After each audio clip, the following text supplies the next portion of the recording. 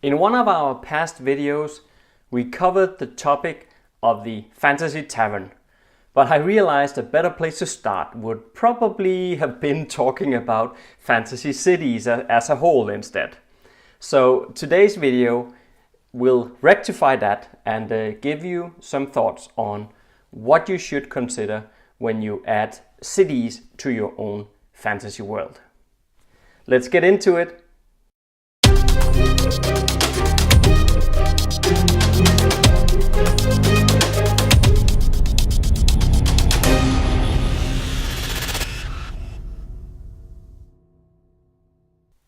Hi guys, my name is Jesper and welcome to the Vein of Fantasy.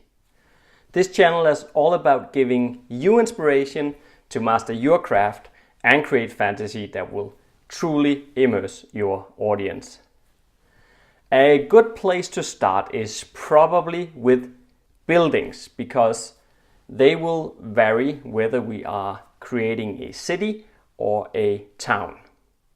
In cities, the layout of your, city will probably be more in blocks, where any open space for gardens would be within the blocks of homes, whereas towns won't be as dense. Here you will find more green spaces and it will also allow for more independent buildings. There are in fact several reasons why building the houses wall to wall is a good idea. It makes the houses safer from crime when there aren't no hidden alleyways and windows to thieves can enter from, and it also becomes warmer in the winter, which is quite a big deal if you recall what we covered when talking about medieval castles. Stone foundations, stone walls, and slate roofs are preferably building materials, at least if we are concerning ourselves with a city occupied by humans here. Other races and species might and will probably view things differently, but let that be just for now. If you are creating more urban buildings, they are probably of wood with thatch roofs. That's all well and good, but what sort of places should you consider including when crafting a city for your fantasy setting? Well, the first one on the list is kind of a given because that's the well. Every ward, you could also call that districts, needs a water supply, and it could of course also be a gravity fountain fed by a cistern. Pipes and aqueducts are some other options. However, keep in mind that these sorts of things are quite advanced and also quite expensive when it comes to engineering costs. Speaking of water, most cities will probably also have public bathhouses. These could be small stone buildings capable of serving maybe 24 people at any one time. And you might think of Roman bath as inspiration here if you want. Of course, we should also consider religion. It plays a prominent role on most fantasy settings, which also means that a city will probably have a church or a temple to the god or gods. Such buildings can also serve as a sort of hospital. This is, of course, depends on the dominion of the gods, but if there are no conflict here, meaning evil gods who don't want to help people, then why not? Although we need to reframe our understanding of the word hospital, because in this context of a fantasy setting, this would probably not be much of a place where people went to get treated as much as a place where they went to die from their sickness in peace. How about the marketplace? We need a marketplace as well in our city, right? This is probably one of the few large open spaces inside a large city, and it's likely paved or cobbled. This is where merchants, local craftsmen, and traveling merchants come to trade. It also functions as the place where public assemblies occurs for trials, executions, that sort of thing. Of course, town halls are also needed for that sort of activity to take place.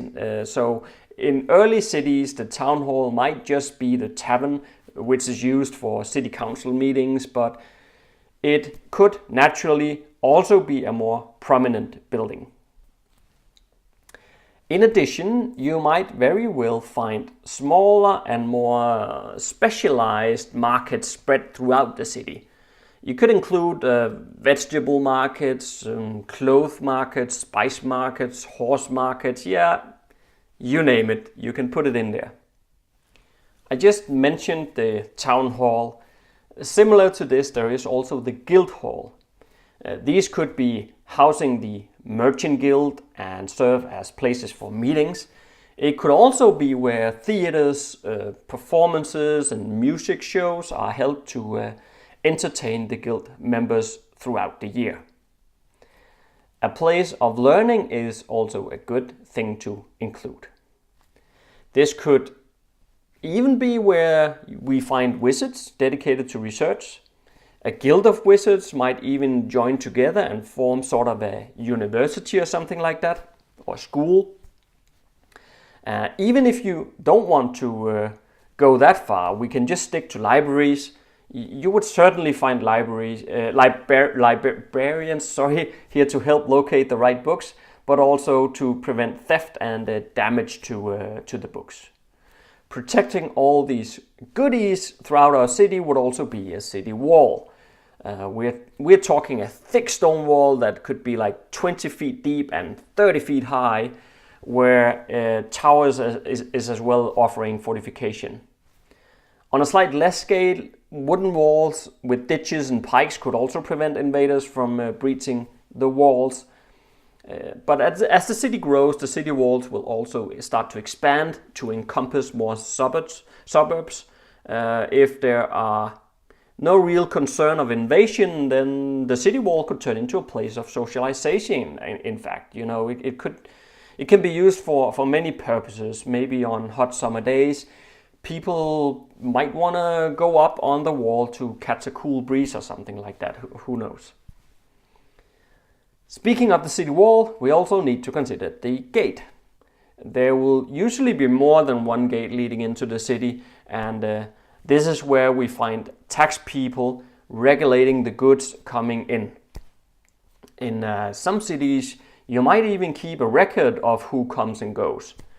But due to all the traffic, this will, apart from the marketplace, be one of the prime locations in your city. So stalls and shops will probably line up in the street just around the gate.